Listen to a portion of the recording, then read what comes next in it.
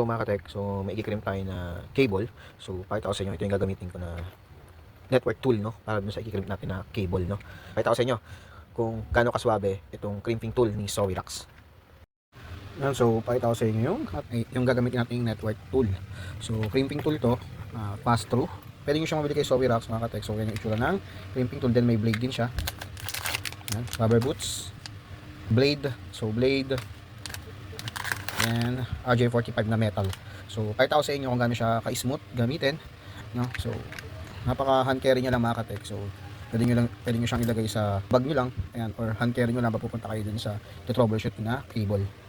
So yan yung itsura niya mga katek. Then dito mga katek, meron din siyang guide ng color coding. So para hindi kayo malito, T568B and T56A, no? 6P and 8P. So yan mga katek, papakita ko sa inyo kung paano siya gamitin. So kikrimp natin yung cable natin dito. Ito yung cable na kikrimp natin mga katek. Ayan. So outdoor siya. So gamit natin siya ng blade para mas mabilis natin siyang makat, or mas mabilis natin matanggal yung cladding niya. Ayan. Ito na yan, tanggalin nyo lang. Then, ayan. So smooth na. So gagawin natin yung color niya. Pag samasamahin natin yung gagamit natin na color coding. So tatbang natin ito. Ayan. So may cutter siya. Ayan. So ito mga katek, nakita nyo na napagsama-sama na natin yung color code ng ating cable, no? So yung ginamit natin dito mga katek, based dito sa nakalagay sa kanyang guide, is T568B, no mga katek. So yan, makikita nyo dito may nakalagay siyang guide. So after natin yan mapag-fair lahat, or magawa natin yung T568B, is lusot natin siya sa ating RJ45 mga katek, no?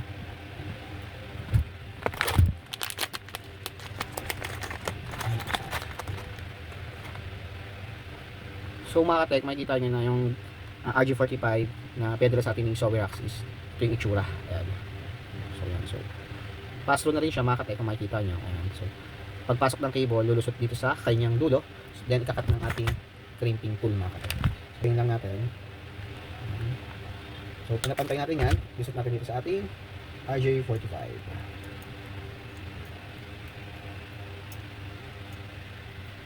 So makikita nyo mga katek na dumusot na dito sa RJ45 sa dulo niya. Then check nyo, white, orange, orange, white, green, blue, white, blue, green, white, brown, brown. So P568B, no, na code mga katek, no? So pag nalusot na yan at tama naman, so gamitin natin itong crimping natin. Ayan, nasa ilalim siya. Dito tayo sa 8P. Ayan, so lulusot lang natin yung mga katek. Ayan, so yan makikita nyo sa dulo, lumusot na. So pagkalusot niya mga katek is cut natin. Ayan. So makikita nyo na nakat niya na rin yung excess dito sa may top ng RJ45 mo. So yan. So yun yung itsura niya. Then itsura niya mga katek. Ayan. So malinis. Ayan. So dito nakita niyo na diliin na lang natin itong kanyang dulo. Ayan. So ganito yung magiging itsura niya mga katek. Ayan.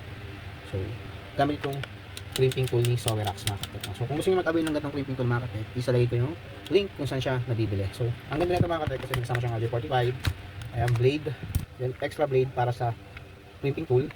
Then meron din siyang kasamang rubber boots. At ang gusto ko dito yung lalagyan niya mga katek. Mas hand carry lang na yan. So, diba? So, maraming salamat mga katek. Sana natulong tong video sa inyo.